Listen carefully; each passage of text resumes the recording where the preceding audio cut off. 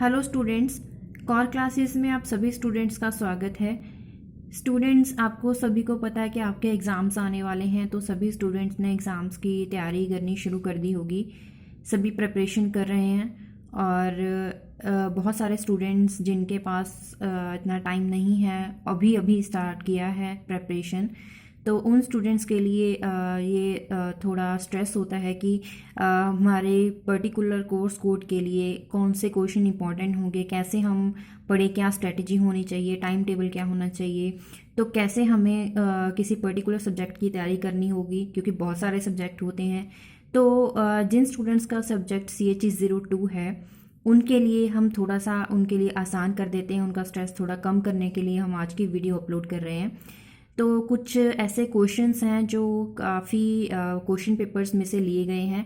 आपके पिछले साल में जो पेपर आए थे उनमें जो क्वेश्चंस थे उनमें से कुछ क्वेश्चंस को सॉल्व करा गया है। तो वो क्वेश्चंस आपके सामने हैं और उसका सल्यूशन भी साथ के साथ ही दिया हुआ है। आप जब प्रिपरेशन कर रहे होंगे तो इस वीडियो पर भी नज़र देख लीजिएगा एक बार, और प्रिपरेशन के लिए काफ़ी हेल्पफुल रहेगी। तो स्टार्ट करते हैं फर्स्ट क्वेश्चन से। विच of these orbitals does not exist. आपको ये बताना है कि इन दोनों गिवन ऑर्बिटल्स में से कौन सा एग्जिस्ट नहीं करता। एक है 3f 4d, तो 4d होता है लेकिन 3f ये नहीं होता है, 4f से सीरीज स्टार्ट होती है।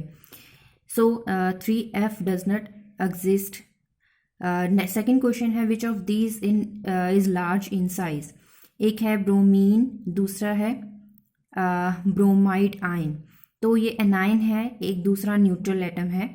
तो आपको पता होगा कि पॉजिटिव, न्यूट्रल एंड नेगेटिव, मतलब कैटायन, एनाइन और न्यूट्रल में से कम साइज कैटायन का होता है, फिर न्यूट्रल, फिर एनाइन। ये सीरीज़ आपको याद होगी। तो इन दोनों में, न्यूट्रल और एनाइन में से ब्रोमाइड आयन जो है इसका साइज़ ज़्यादा होगा।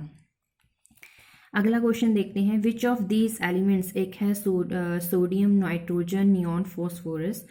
फर्स्ट आयनाइजेशन एनर्जी आपको बतानी है किसकी हाईएस्ट होगी। इसके लिए आपको क्या करना होगा, आंसर तो इसका नियॉन है। इस सीरीज़ में वैसे तो आपको इजीली पता चल जाएगा, जैसे कि यहाँ पे नाइट्रोजन, सोडियम, नियॉन और फॉस्फोरस में से जो नियॉन है इट इज़ नोबल गैस। तो आप सभी को पता है कि नोबल गैस की जो आयनाइजेशन एनर्जी होती है फर्स्ट बहुत हाई होती है, क्योंकि ये स्टेबल होते हैं और इनमें जो आउटर मोस्ट शेल है वो कम्प्लीटली फिल्ड होते हैं, और न्यूक्लियस और आउटर मोस्ट शेल का जो इंटरेक्शन होता है, अट्रैक्शन फोर्सेस होते हैं, वो काफ़ी स्ट्रांग होते हैं। इसलिए आउटर मोस्ट इलेक्ट्रॉन को रिमूव करवाने के लिए नोबल गैस में एलिमेंट्स में से काफ़ी ज़्यादा आयनाइजेशन एनर्जी होती है। हीलियम की तो इससे भी ज़्यादा होती है। तो इस सीरीज़ में ये पिक आउट करना कि किसकी फर्स्ट आयनाइजेशन एनर्जी हाईएस्ट है वो इजी होगा, क्योंकि इसमें सीधा सीधा नोबल गैस कॉन्फ़िगरेशन दी हुई है। और अगर ऐसा ना हो, एक बार मैं आपको एक क्लू बता देती हूँ। अगर फर्स्ट आयनाइजेशन एनर्जी आपसे पूछी गई हो और आपसे एलिमेंट्स में से आपको देखना हो कि किसकी फर्स्ट आयनाइजेशन एनर्जी ज़्यादा है, तो आपको क्या करना होगा, सभी एलिमेंट्स की आप एक बार कॉन्फ़िगरेशन लिख के देख लीजिएगा, उससे आपको ईजिली समझ आ जाएगा। और उसके बाद है next question. What type of bonding will you expect in sodium hydride. Sodium hydride में सोडियम पॉजिटिव, क्योंकि एल्कली मेटल है, H नेगेटिव बनता है, तो आयनिक बॉन्डिंग है। Structure of hydrogen N2H4। Sodium hydrogen जो होता है इसका स्ट्रक्चर, इसका आपके सामने है स्ट्रक्चर। हाइड्रोजन, हाइड्रोजोन, इन सभी के स्ट्रक्चर आप एक बार इस चैप्टर में से काफ़ी स्ट्रक्चर हैं उसमें सभी आपको कर लेने चाहिए। और what are the two main components of brass. Brass मिलके बनता है कॉपर एंड जिंक से, ये भी इम्पॉर्टेंट है। और आपके आई थिंक पिछले 2 साल में से जो क्वेश्चन पेपर था लास्ट टू लास्ट ईयर, तो उसमें ये क्वेश्चन आया था। उसके बाद है पोटाशियम ट्राईऑक्सलेटो फेरेट 3, इसका आपको फॉर्मूला लिखना है। और नेक्स्ट क्वेश्चन है which of these acids, in acids में से स्ट्रॉन्गेस्ट एसिड कौन सा है। अब देखिए, हाइड्रोजन इज द सेम, लेकिन यहाँ पे हैलोजेंस, हाइड्रोजन के साथ हैलोजेंस, तो एसिड स्ट्रॉन्गेस्ट कौन सा होगा वो डिपेंड करता है कि ईजिली H पॉजिटिव किस में से निकलेगा। तो अगर आप इन देखोगे HI, आपको सीरीज़ वैसे याद होगी, hydrogen fluoride HCl, HBr, HI। इसमें HI सबसे स्ट्रॉन्गेस्ट एसिड है। ऐसा क्यों? क्योंकि यहाँ पे जो आयोडीन है उसका साइज़ और हाइड्रोजन एटॉमिक साइज़ बहुत, अगर कंपैरिजन करोगे, काफ़ी डिफरेंट है। जो hydrogen is small in size, but as compare to hydrogen, iodine का साइज़ काफ़ी ज़्यादा है और बॉन्डिंग इतनी अच्छी नहीं बन पाती है, इसलिए ईजिली जो हाइड्रोजन है वो जा सकता है, डोनेट हो सकता है यहाँ से, मतलब कि ये ईजिली H पॉजिटिव बना सकता है, तो स्ट्रॉन्गेस्ट एसिड है। और ये सीरीज़ आप याद रखिएगा, क्वेश्चन अक्सर आ जाता है। अगला क्वेश्चन है, name the most electronegative element in the periodic table. और ये तो हमने आप काफ़ी बार बताया है कि पीरियोडिक टेबल में से स्ट्रॉन्गेस्ट जो इलेक्ट्रोनेगेटिव एलिमेंट है वो फ्लोरीन होता है। अगला क्वेश्चन है, second ionization energy of an element is larger than first, ऐसा क्यों? अब फर्स्ट आयोनाइजेशन एनर्जी का मतलब क्या होता है कि न्यूट्रल एटम में से जो आउटरमोस्ट शेल होता है उसमें जो लूजली हेल्ड इलेक्ट्रॉन्स होते हैं उनको रिमूव करवाना होता है। एक इलेक्ट्रॉन रिमूव करवाओगे तो आप वहाँ पे उस एनर्जी, रिक्वायर्ड एनर्जी को फर्स्ट आयोनाइजेशन एनर्जी बोलते हैं। अब एक इलेक्ट्रॉन निकाल लिया गया है तो वो बन गया है पॉजिटिव एटम। अब उस पॉजिटिव एटम में से एक और इलेक्ट्रॉन अगर रिमूव करवाना हो तो उसके लिए चाहिए होगी आयोनाइजेशन एनर्जी अगेन, लेकिन उसको बोलते हैं सेकेंड आयोनाइजेशन एनर्जी। तो फर्स्ट आयोनाइजेशन एनर्जी में क्या होगा कि न्यूट्रल एटम में से आउटरमोस्ट इलेक्ट्रॉन जो लूजली हेल्ड होता है तो उसमें से इलेक्ट्रॉन रिमूव करवाना इजी होता है, लेकिन पॉजिटिव एटम में से अगर किसी एटम पे पॉजिटिव चार्ज लगा हुआ है उसमें जो न्यूक्लियस का जो आउटरमोस्ट शेल के ऊपर अट्रैक्टिव फोर्स होता है वो और भी बढ़ जाता है। इससे फोर्स बढ़ गया है, अट्रैक्टिव फोर्सेस बढ़ गए हैं, तो उसका मतलब क्या है कि वहाँ पे न्यूक्लियर चार्ज डिक्रीज हो रहा है as compare to neutral atom, जिसकी वजह से अब दूसरा इलेक्ट्रॉन मूव करवाने के लिए काफ़ी एनर्जी चाहिए होगी, तो सेकेंड आयोनाइजेशन एनर्जी ज़्यादा होती है as compare to first.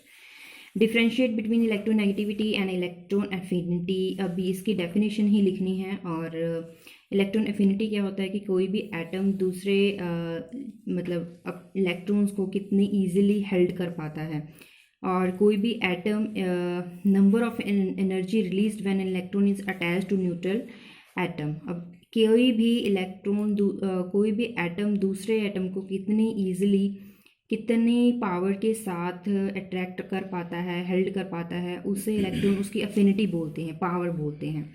Electronegativity ये है, it is tendency for an atom to attract shared electrons.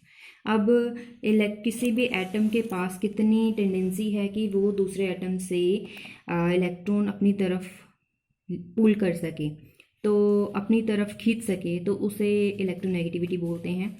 अब इसकी प्रॉपर डेफिनेशन में लिखी हुई है आपके सामने, तो वो आप समझ लीजिए, देख लीजिएगा। साथ ही साथ एक और क्वेश्चन पूछा गया है कि why are electron affinities of noble gases zero, ऐसा क्यों होता है? आपको नोबल गैसेस का एक चीज़ पता होगी कि उसमें स्टेबल कॉन्फ़िगरेशन होती है, कम्प्लीटली फिल्ड ऑर्बिटल्स होते हैं।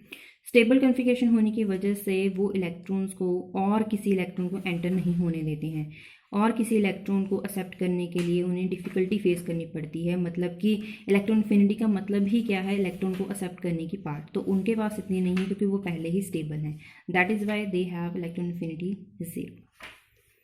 Why are compounds of lithium are more covalent as compared to sodium and potassium?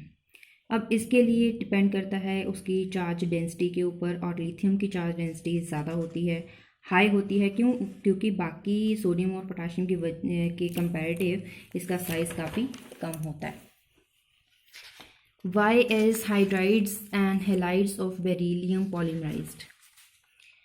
अब उसके हेलाइड्स जो हैं बेरिलियम के, वो कोवलेंट होते हैं और उसमें इलेक्ट्रॉन्स की कमी होती है, मतलब कि इलेक्ट्रॉन डेफिशिएंट होते हैं।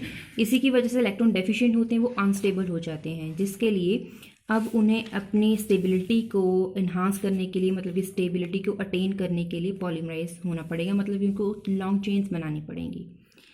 नेक्स्ट क्वेश्चन है, कैल्सिनेशन एंड रोस्टिंग को डिफ़ाइन करें और उसके एग्जाम्पल दें। अब डेफिनेशन, प्रॉपर डेफिनेशन और उसके एग्जाम्पल्स आपके सामने हैं, ये आप कर लीजिएगा, क्योंकि अक्सर कई बार ये कई सालों में ये आपके क्वेश्चन पेपर में हमने देखा है कि रिपीट हुआ है क्वेश्चन, तो इसीलिए इसको अच्छे से कर लीजिएगा।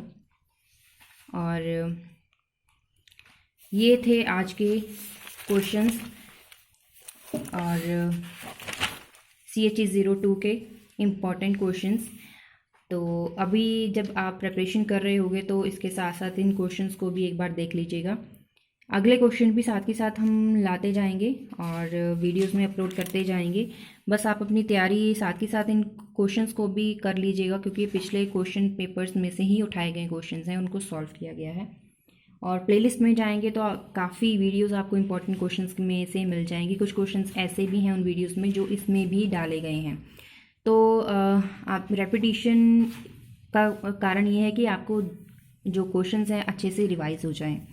और अगले वीडियो में जल्दी ही मिलेंगे, तब तक देखते रहिए चैनल कॉर क्लासेस।